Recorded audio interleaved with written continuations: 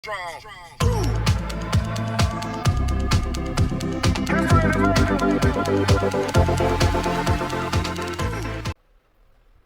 Guys, welcome to exam prep with Abhi. आज हम लोग देखेंगे मैनेजिंग इनोवेशन एंड एंटरप्रेन्योरशिप का यूनिट 3 का सेकंड टॉपिक। तो क्या है ये? Stage gate method. तो इसमें देखते हैं क्या क्या कंटेंट कवर करेंगे। तो पहले देखेंगे डेफिनेशन, उसके बाद phases of stage gate method और फिर एडवांटेजेस। तो देखते हैं क्या होती है डेफिनेशन इसकी।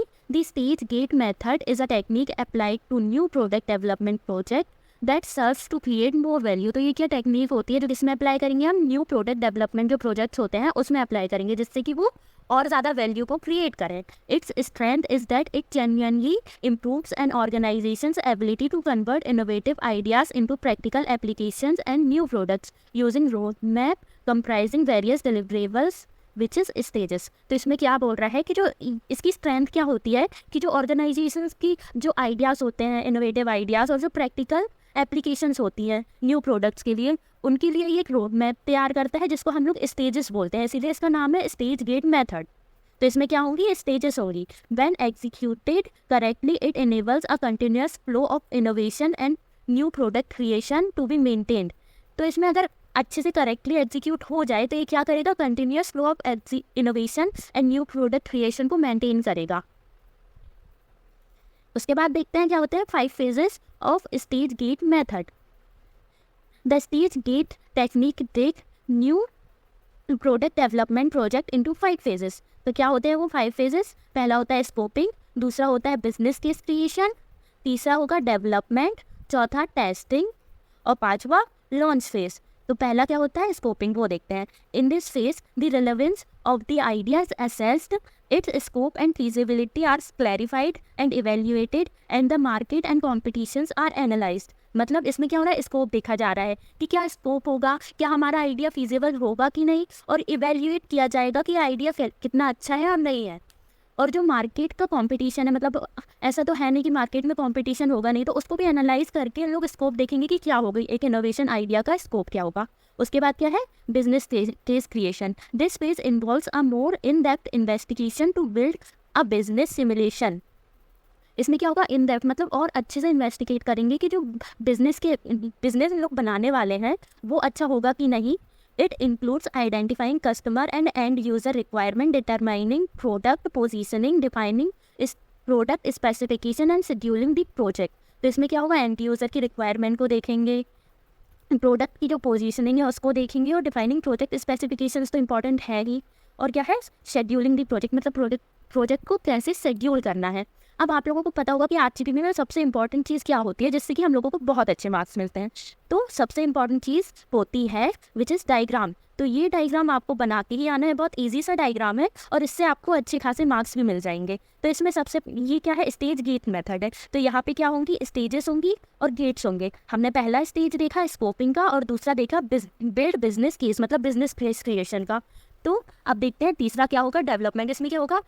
पहले देख लेते हैं गेट 1 में क्या होगा? आइडिया स्क्रीन होगा, मतलब आइडिया जनरेट हो गया तो उसका स्कोप वगैरह देखेंगे, फिर सेकंड स्क्रीन में जाएंगे और ये गेट 2 में आएगा। तो क्या होगा इसमें? स्टेज 2 होगा बिल्ड बिजनेस केस या बिजनेस केस क्रिएशन। उसके बाद जाएगा डेवलपमेंट में, गेट 3 बोलेंगे इसको आप लोग अच्छे से याद कर लेना, जिसमें कि जब आप लोग अपनी कॉपी में ये चीज़ बनाओगे तो एक अलग ही इंप्रेशन होगा आप लोगों का। डेवलपमेंट, तो डेवलपमेंट देखते हैं पहले कि होता क्या है।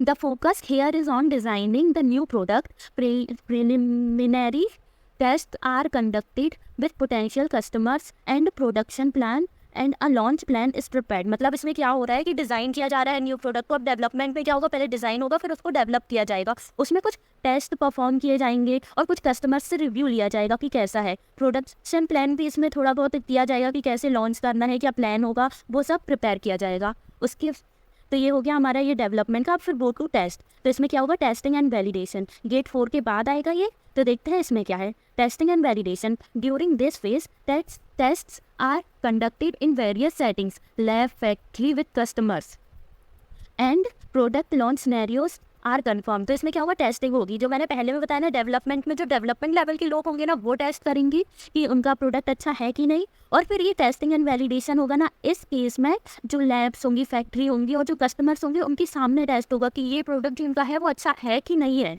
और जो लॉन्च का होगा उसका भी थोड़ा बहुत कैसा क्या करना है, ये टेस्टिंग फेज कंप्लीट होगा तभी तो लॉन्च होगा ना, तो वही सिनेरियोस आर कंफर्म, मतलब इसी टाइम पे कंफर्म होता है कि लॉन्च कब करना है।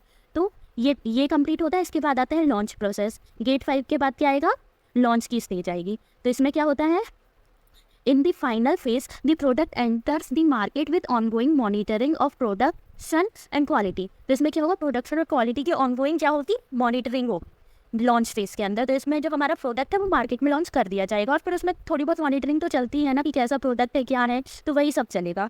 इसमें देख लेते हैं फिर क्या होगा, लॉन्च हो गया, फिर यहाँ पे रिव्यू का वेट किया जाएगा। Customer satisfaction is very important. तो यहाँ पे पोस्ट लॉन्च रिव्यू, मतलब रिव्यू के बाद जो पोस्ट के बाद जो रिव्यू होगा ना वो इम्पॉर्टेंट होता है, तो वो भी देखा जाएगा। इसके बाद हम देख लेते हैं क्या क्या एडवांटेजेस होते हैं स्टेज गेट मेथड के। The stage gate method, while primarily designed for product innovation, can be applied various areas of project portfolio management. It offers numerous benefits। तो इसमें क्या बोल रहे हैं कि जो स्टेज गेट मेथड है ना, वो पहले तो प्रोडक्ट इनोवेशन के लिए ही डिज़ाइन की गई थी, पर अब वो प्रोजेक्ट पोर्टफोलियो मैनेजमेंट के लिए भी अप्लाई होने लगी है। तो इसमें क्या क्या पॉइंट्स है, improved structuring, it helps in better structuring of project progress milestone and the creation of a clear schedule। तो इसमें क्या होगा कि जो क्लियर शेड्यूल है ना वो बनाया जाएगा, और जो माइलस्टोन है वो सेट किए जाएंगे, जिससे कि बेटर स्ट्रक्चर, मतलब कि अच्छा स्ट्रक्चर हो पाएगा प्रोजेक्ट, और हर चीज़ की प्रोग्रेस जो होगी ना वो देखी जाएगी, अलग अलग माइलस्टोन सेट किए जाएंगे, तो ये बहुत हेल्पफुल रहेगा।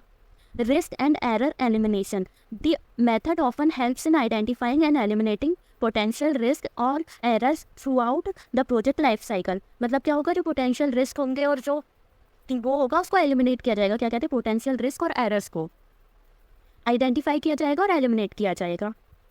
Better decision making, it supports better decision making and maximises value creation by aligning projects with the organisation's strategy objectives. तो क्या होगा, इसमें ना बेटर डिसीजन मेकिंग की जाएगी, और जो वैल्यू है क्रिएशन की उसको भी मैक्सिमाइज कर देगा।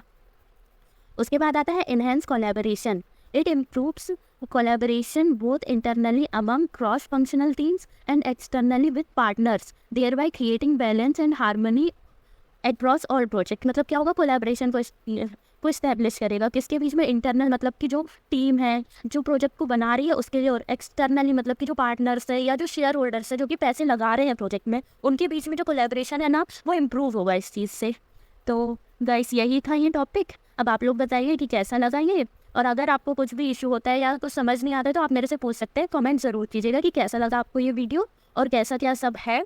अगर कोई टॉपिक कवर करना होगा तो आप वो भी बता दीजिए, मैं फिर से उसकी वीडियो बना दूँगी। तो thanks for watching, like and subscribe.